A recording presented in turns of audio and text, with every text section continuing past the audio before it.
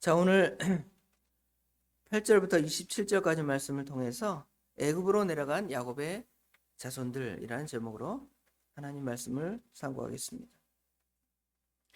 우리가 지난 1절부터 8절까지 말씀을 통해서 하나님께서 야곱의 가족을 애굽으로 내려가게 하셨는데, 이것은 우리가 일반적으로 생각하는 애굽으로 내려갔다 이런 표현들이 구약 성경에는 거의 이제 믿음을 떠나 이 세상으로 내려갔다 이런 방식으로 설명을 해석하지만, 오늘 특별히 여기 46장에 등장하는 야곱의 가족이 애굽으로 내려가는 것은 어떤 믿음의 타락의 개념보다는 하나님께서 하나님의 교회를 더욱 굳건히 세워 나가시기 위해서 그 숫자를 번성케 하시고 또 하나님의 능력으로 그들을 그 가운데서 구원해 내시는 그것들을 보여주기 위해서 하나님께서 야곱의 가족을 애굽으로 내려가게 하시죠. 물론 이것은 어떤 인간의 생각이나 방법으로 그런 것이 아니라 하나님께서 예정하신 대로 아브라함에게 약속하셨습니다. 너희 민족이 앞으로, 너희 자손들이 앞으로 400년 동안 애굽에서 살 것이다 라는 하나님의 말씀의 성취로 이 일이 이루어지게 된 것이고요. 이 일을 통하여 이제 하나님께서는 가족교회, 어떻게 보면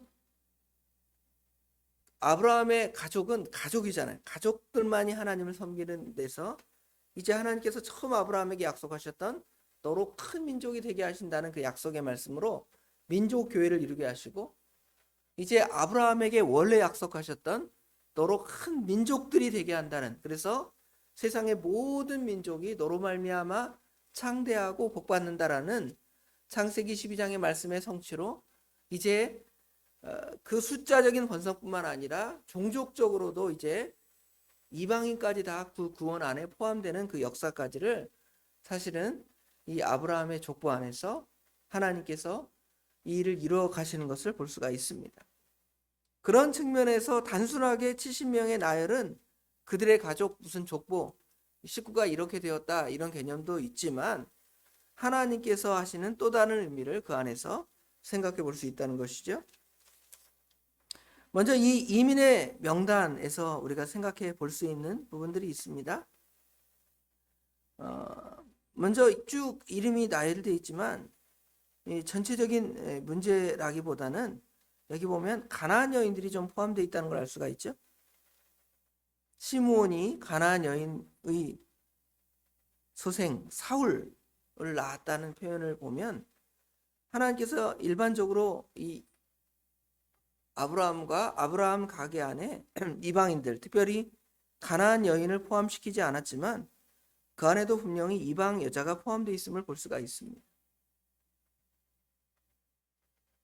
유다가 가나안 여자와 결혼해서 자녀를 낳은 이야기가 있고요. 또 특별히 다른 스토리는 아니지만 요셉이 애굽의 제사장 딸과 결혼해서 두 아들을 낳은 것. 그 다음에 12절에는 다말이 가나안 여인인데 가나안 여인을 통해서 베레스와 세라를 낳게 됐다는 이야기들이 그 안에 포함되어 있습니다. 또 특별히 여기서 보면 지금 이스라엘 백성들이 가나안 땅에 내려올 때쯤에는 시간이 그렇게 막 넉넉히 지난 시간이 아닌데, 심지어 여기 그 명단에 누가 포함되어 있냐면 그 베레스와 세라 쌍둥이가 있죠. 그 쌍둥이가 낳은 자녀들의 이름까지 다 포함되어 있습니다. 그렇죠. 또 누가 또 등장을 하냐면 베냐민에게 아들 10명이 있다 이렇게 등장해요. 베냐민의 나이가 굉장히 어려 보이는데, 왜냐하면 30 이하 나이가 될 수가 있죠.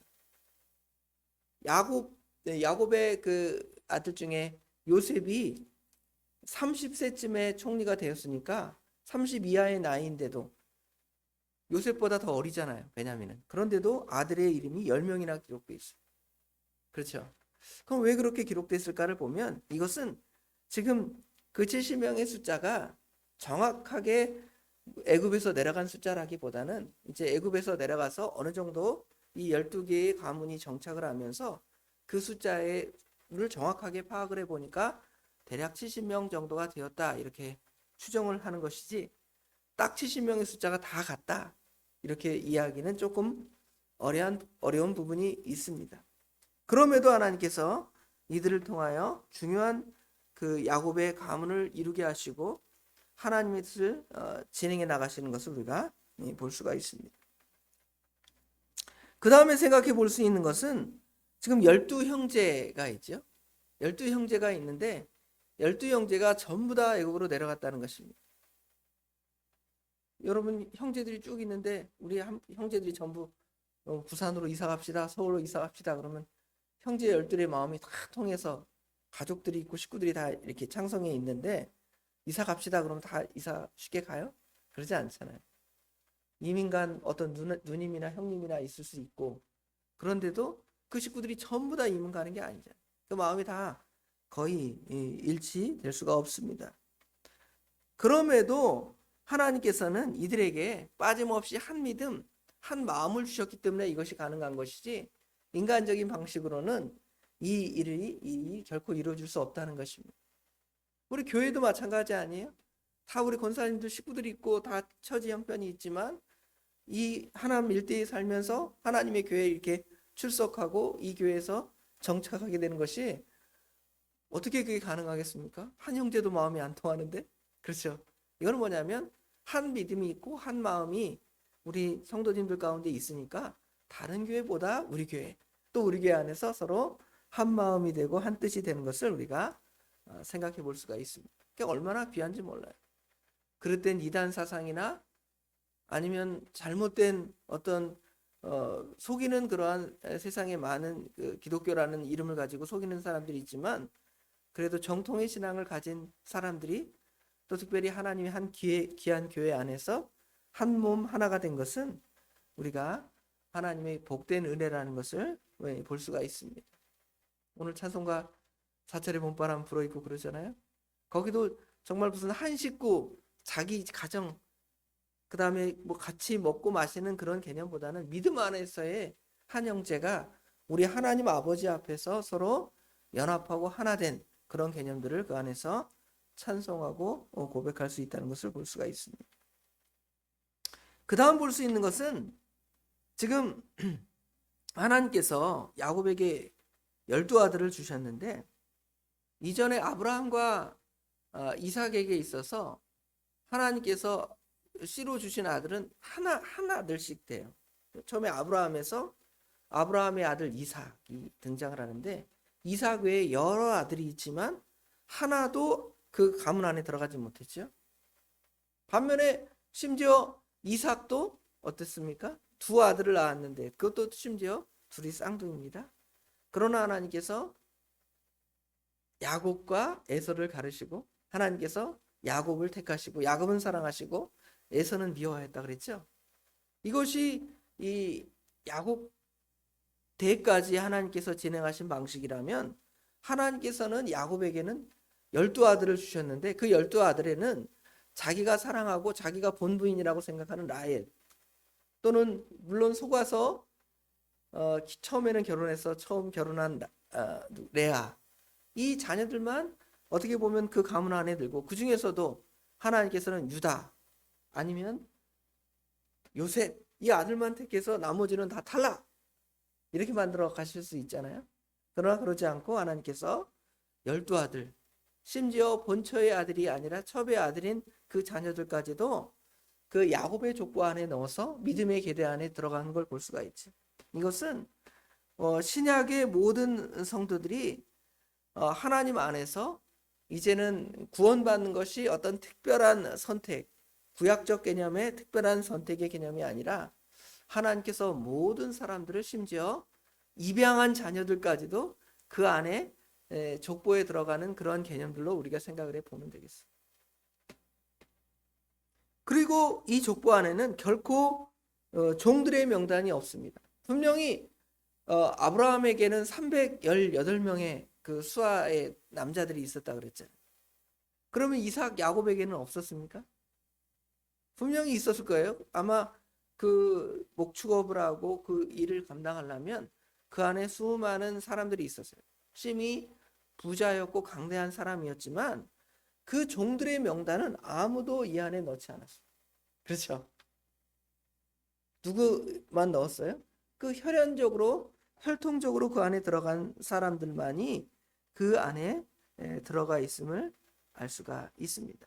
이것은 아마 하나님의 은혜가 이와 같은 형식으로 그들에게 임해서 우리는 비록 이런 혈통 안에 들어가지 못하지만 하나님께서는 이제 구약적 개념에서 신약적 개념으로 넘어갈 때에는 어떻게 하시냐면 하나님께서 요엘서나 사도행전 2장에 보면 성령이 그들 가운데 임하실 때에 누구도 예언한다 그랬습니까? 남종도 여종도 예언한다 그랬죠? 이런 은혜가 하나님께서 그 안에 포함시켜 주는 것을 우리가 볼 수가 있습니다. 또 그들의 숫자가 모두 70명이었다고 하는데 이 70명의 숫자 비록 아주 작아 보이고 연약해 보이지만 하나님께서는 그 70명의 숫자를 민수기에 보면 하나님께서 이제 출애굽하여 나오게 하시는 그 숫자를 보면 장정만 60만이 아이나 여자까지 포함하면 그 숫자가 얼마가 될 수가 있냐면 200만 명이 되는 거예요. 하나님께서 하나님의 교회를 그렇게 성장시키고 이것을 하나님의 나라로 만들어 가시는 그런 놀라운 역사를 우리가 그 안에서 보게 된다는 것입니다.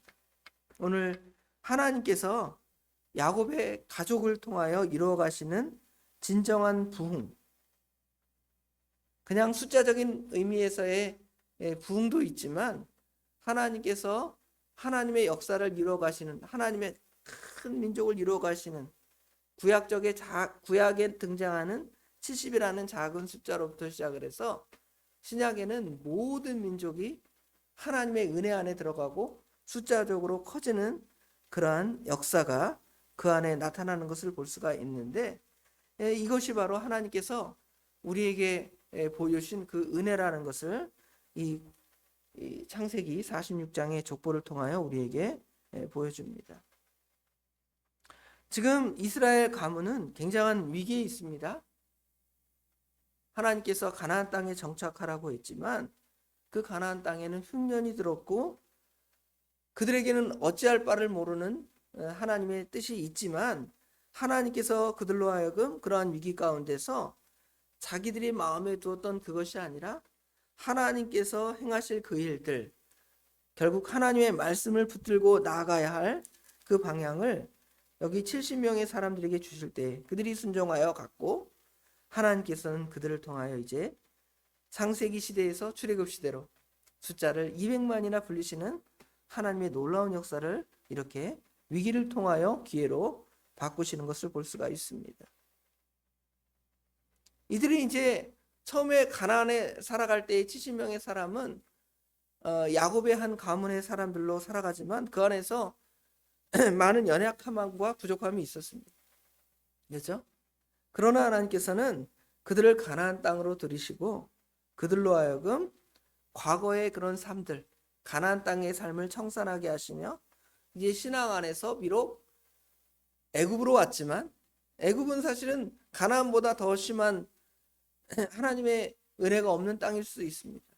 그럼에도 하나님이 그들을 붙드시고 그 가운데서 하나님의 민족을 창성케 하신 걸 볼 수가 있잖아요. 출애굽기 2장.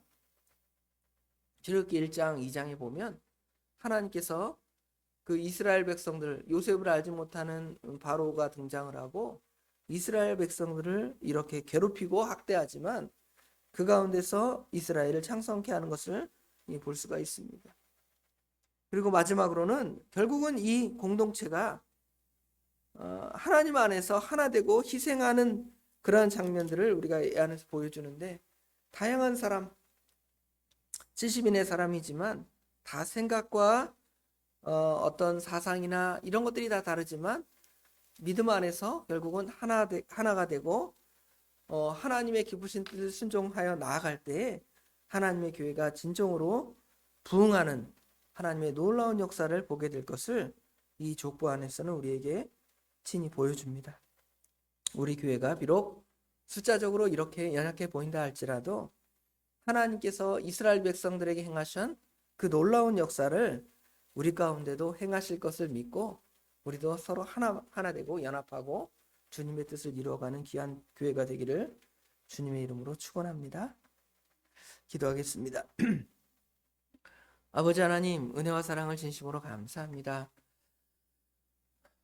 어제는 하나님의 귀한 날로 저희들로 하여금 마음을 다하여 하나님을 섬기게 하셨고, 오늘은 또 이 세상 살아가는 첫째 날로 아버지 하나님 월요일을 허락하여 주셨는데, 그 월요일의 시작을 이 새벽에 하나님 말씀을 통하여, 예배를 통하여 시작할 수 있도록 은혜를 주신 것 참으로 감사합니다.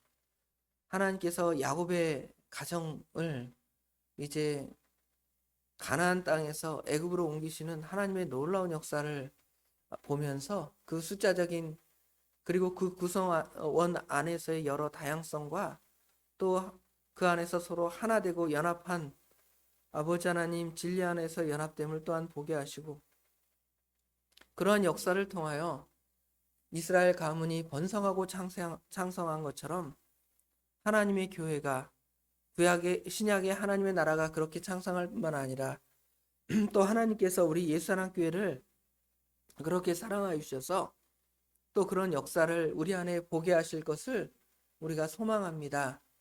비록 연약해 보인다 할지라도 우리 마음 가운데 더 큰 하나님의 그 역사를 바라보며 기도하며 아버지 하나님 신앙의 가문, 신앙의 그런 공동체를 아버지 하나님 믿음 안에서 이루어가는 것을 저희들이 사모하며 수고할 수 있도록 우리 하나님 인도하여 주시옵소서. 물론 그런 수고가 다 하나님의 뜻 안에 있었고 하나님의 뜻대로 저희가 되어짐을 믿지만, 하나님께서는 그것 역시 우리 부족한 저희들을 사용하신 줄을 믿사오니 부족한 저희들이 우리 주님 앞에 잘 사용되어져서 하나님의 교회가 그렇게 창성하고 번성하는 역사를 우리 눈 안에 볼 수 있도록 우리 하나님 도와주시옵소서. 비록 그러한 세대를 우리가 비록 보지 못하는 그런 상황에 빠진다 할지라도 하나님의 뜻이 있으면 우리 세대가 지나가도 하나님의 역사는 우리 교회 안에서, 우리의 자녀들 안에서 또 그것들이 성취되어짐을 또 믿습니다. 하나님께서 선하고 복되게 하나님의 교회의 은혜와 복을 진히 더하여 주시옵소서. 우리는 이 일을 사모합니다. 우리 하나님 그 사모하는 일들 선히 이루어 주시고 이루어갈 때에 저희들을 잘 사용하여 주시옵소서. 오늘도 그런 일에, 복된 일에 사용되기를 원하는 하루가 되기를 원하오며 예수님의 이름으로 간절히 기도드리옵나이다. 아멘.